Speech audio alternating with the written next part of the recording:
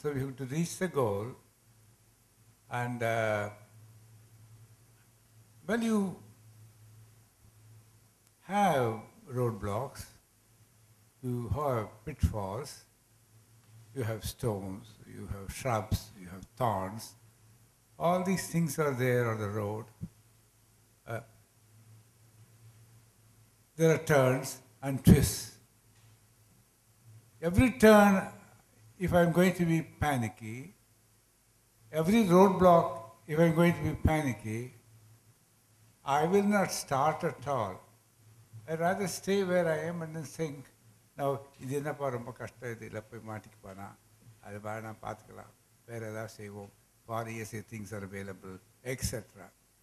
So you see, first of all, in any walk of life, particularly in your career, in your personal life, in your relationships, now we should be clear in our mind as to what our role is and what we are to do and what we will be doing and what we will be promoting in the context of developing our own inner self. This is very, very important. Now, every one of these things, the events, relationships, all these things you must use as instruments for promoting your inner spiritual strength. In other words, you have experience from every one of them, and do not think that these experiences are against you. These experiences may be bad, may be difficult, may bring you pain, etc. But we need not think that they are against you. Some destiny is working vengeance, wreaking vengeance against you, or anything like that. But think that these are the things that we need to remove, and we learn from these experiences.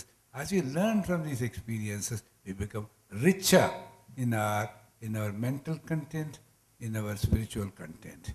Now, you see, you reach a particular situation, as Krishna points out, when your ability to decide on situations is just the ability of a highest professional plus spiritual nature.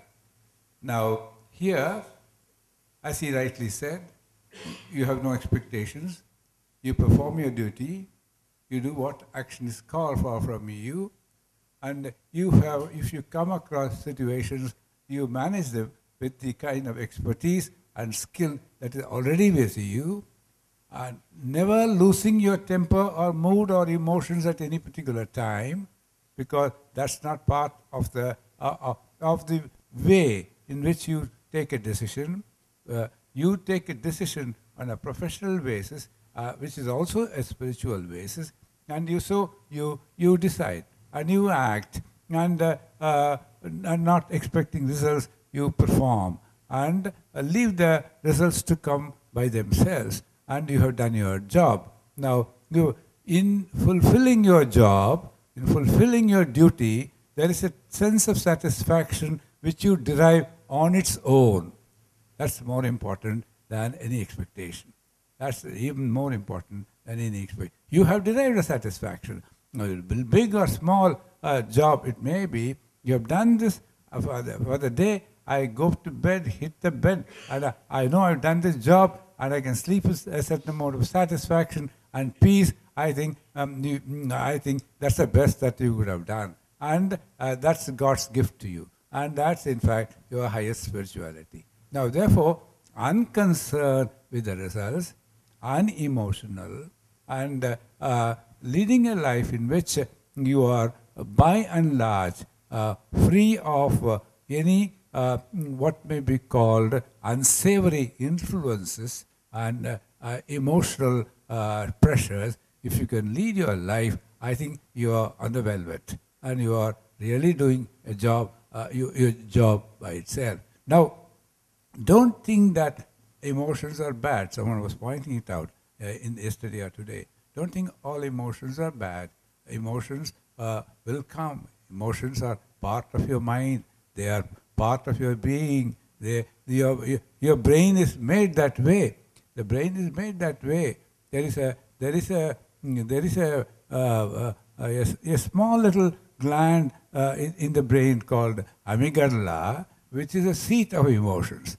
God has put a seat of emotions in your brain, and so it will only be producing emotion. And so there are millions of neurons in that area. And when there is a sensory input, when it comes, now it goes through that area. When it goes through that area, the amygdala immediately throws out emotions of the respective kind. Now, by themselves, it's fine. If you see a rose flower, you have a sense of beauty, and that is an emotion.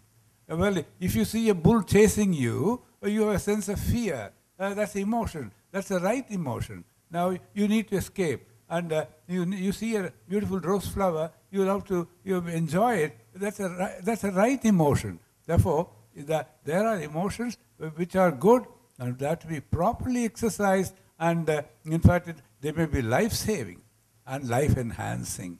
Therefore, we need to do that all the time, and we are doing it all the time. Emotions can sometimes be your good guidance, your good source of your guides, your good source of guidance.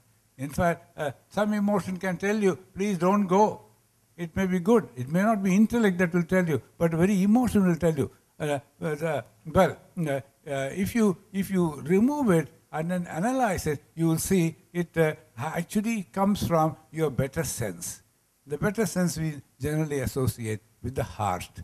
Now, therefore, all emotions are not bad.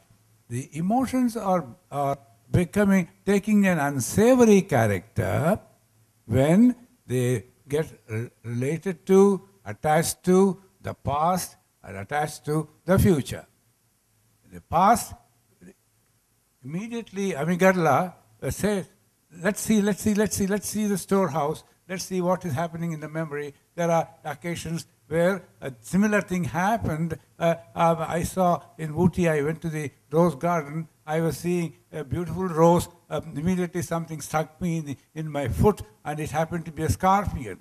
And therefore, whenever I see a rose, I only get an emotion of a pain of the scorpion. So, not the beauty of the rose, or its perfume, or its flavor, that helps you, that makes you feel happy, but the sting of the scorpion, that makes you develop a fearful emotion. You see, these things are related to the amygdala sending that particular sensory input down into your memory lane and picking up the relevant memory and bringing it up to your consciousness. And there it is, and you find that you're totally out of gear. Now, it may be good emotion, bringing good happy sense, or it may be more likely bad experiences bringing you unhappy memories, and therefore even innocuous sensory inputs will get attached to emotional input, and then that means immediately you will start worrying about it. This worry is related to the future, because supposing I go again, supposing I do it again, what happens?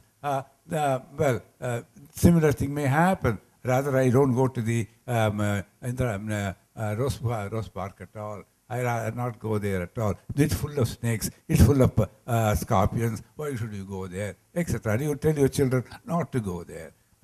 Deprive them an opportunity of enjoying thousands of roses. You see, these things are part of our normal reactions. So that is because your emotions related to the sensory inputs get attached to some kind of a memory of the past, and that colors that emotion.